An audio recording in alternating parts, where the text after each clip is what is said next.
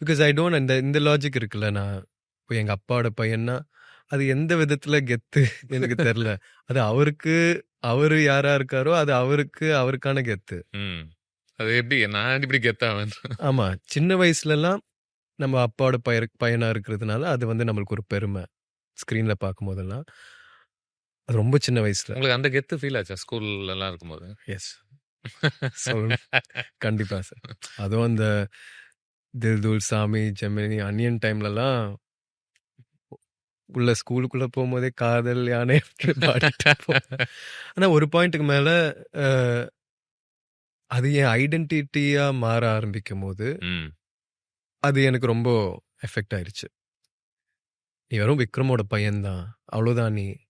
அப்படின்ற ஒரு விஷயம் இருக்குல்ல. ஆனா அதோட சேர்த்து ஒரு நல்ல விஷயமும் இருக்கு. இப்ப நான் அவரோட பையனா இருக்கிறதுனால, எனக்கு என் ஃபர்ஸ்ட் படம் கிடைச்சது. ம். கார்த்திக் சுப்புராஜ் சாரோட ஒரு ஒர்க் பண்ற ஒரு ஆப்பர்ச்சுனிட்டி கிடைச்சது. ஸோ, அதுல ஒரு பெரிய பிளெஸ்ஸிங் ஒண்ணு இருக்கு. ஆனா நான் என்ன சொல்ல வரேன்னா, அதுல வந்து பரியேறும் பெருமாள்ல இருந்து ஒரு பாட்ட கோட் பண்ணணும்னா, நான் யார்? அப்படின்ற ஒரு கேள்வி வந்துகிட்டே இருக்கு. இல்லையா? ஆமா. Who am I? ரைட்? அப்பாவோட வெயிட் அவரோடது. அப்பாவோட கெத்து அவரோடது.